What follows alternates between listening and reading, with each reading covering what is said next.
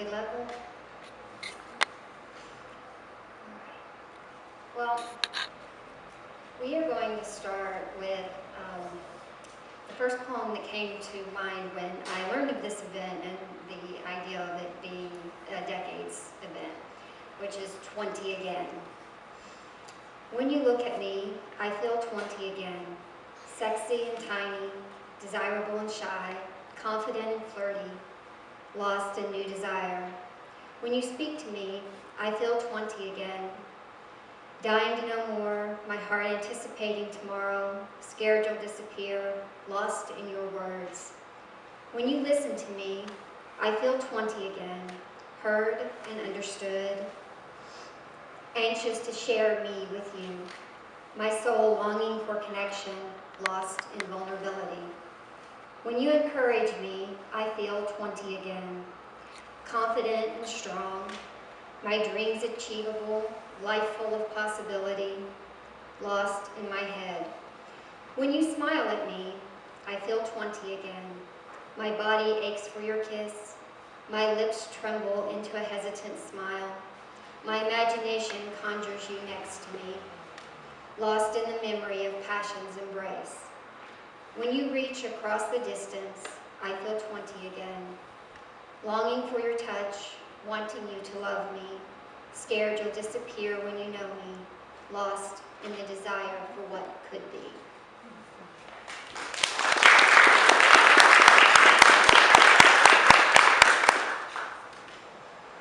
Complexity.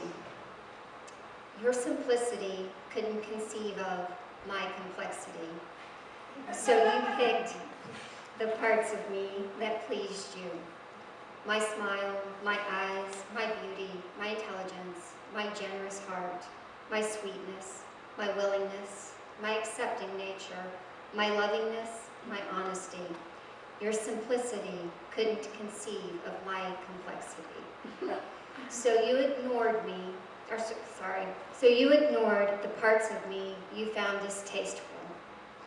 My bluntness bordering on cruelty, my inability to trust, my need to keep secrets, my protective wall surrounding my heart, my self-centered ambition, my biting sense of humor, my unwillingness to appear as vulnerable as I felt, my need to control, my insecurities, my damages. In the moment, your simplicity crashed into my complexity. Our true selves escaped the facade we built. Harsh words seared scars in our hearts. Actions betrayed secrets shared. Pain was inevitable, our end unavoidable. My complexity destroyed your simplicity. My complexity created your complexity to destroy the next person's simplicity, just as my simplicity had been destroyed by another's complexity, creating my complexity. Your simplicity couldn't conceive of my complexity.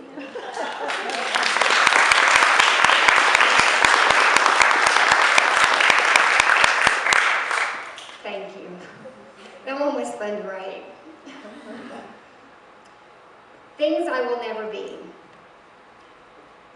Things I will never be, roles I will never play, feelings I will never experience, activities I will never do. The list is long. It might make you sad. You might tell me I'm missing out. To me, though, it feels like freedom. Things I will never be, opportunities I refused, people I let walk away.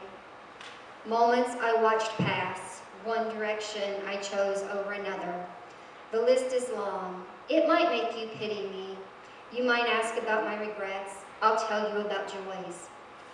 Things I will never be, some good, some bad, some neutral, some both good and bad. The list is long. It might make you see me as less than. You might tell me those things mean I'm not living. I'll tell you my life is living just as much as yours is. I know a secret.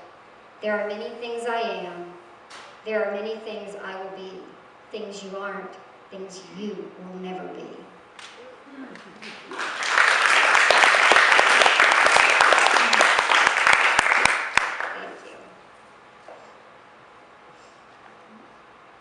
taking a stand. I've kept my silence, spoken no words when I should have, let my silence speak for me when fear controlled me. And only I was at stake. But when I finally faced my fear, I exposed unfairness, unethical behavior, broken boundaries. To protect another, I put myself on the line. To say what no one else would. Suddenly, I was the focus of suspicion. Did I speak the truth? Was I just trying to cause trouble? Could I prove what I stated? As the questions came, I wondered, would others stand beside me? Would others speak the truth? Or would I find myself an outcast? I stood up for others, and in the process discovered I was worth standing up for.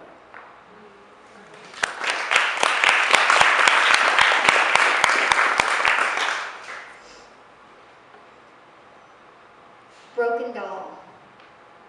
You saw a broken doll.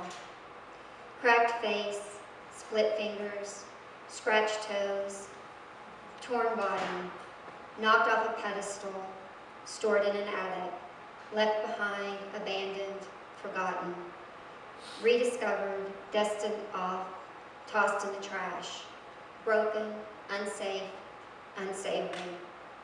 I saw a beloved doll, well worn with life, tossed about, dragged around, lost, played with, enjoyed, forgotten, who didn't need fixed, only loved for all the cracks in her surface, tears in her depth, treasured for her experience, allowing the world to see all she'd become rather than the broken doll you saw.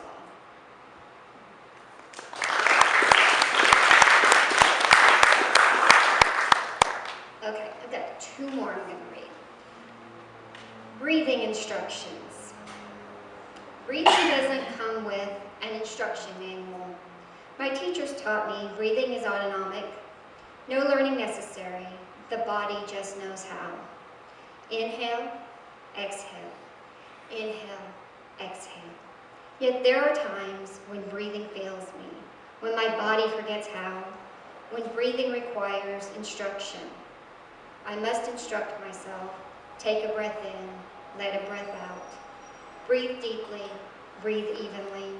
Slowly fill my lungs, slowly empty my lungs. Inhale, exhale. Inhale, exhale. Don't hold my breath. Don't forget to take a breath. Inhale, exhale. Inhale, exhale. Breathe in to a count of 3 or 4 or 6. Breathe out to a count of 6 or 8 or 12 until normal breathing returns, until my body remembers to function, until the chest crushing ends, until the panic subsides. Inhale, exhale. Inhale, exhale. Eventually, normal breathing returns, allowing me to forget those moments when I need an instruction manual just to breathe.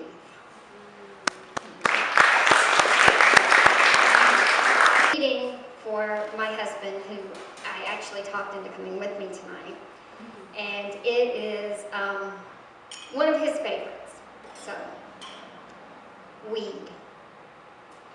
Biting cold, nipping at exposed skin, sun playing trickster, bright but not warm, skies blue between, fields of clouds overhead, plants budding in spring pastels, lots of yellow, still my eyes drawn to weeds. Weeds everywhere. I remember, as a child, picking dandelions for bouquets. Dandelions are a lovely yellow, until one day someone told me dandelions are weeds. In an instant, it went from pretty to ugly, without changing a single thing about itself. In our search for perfection, in our desire for symmetry, in our quest for uniformity, we forget a weed is just a plant in an unwanted place. It isn't bad or good, it just lives where it's not wanted. We see it as undesirable because it mars uniformity. We refuse to see the beauty in imperfection. We resist the idea of nature's beauty. Whether in our bodies or our communities, we sculpt and mold and warp our landscapes, our worlds, ourselves, to please people we don't even know, let alone like, in hopes they'll see our value. As I walked, I pondered whether it's better to be a weed, wild and free, growing wherever I sprout, or a sculpted, maintained plant, growing where someone else wants me. I've grown tired of being told where, when, and how to grow. I've decided to embrace my inner weed.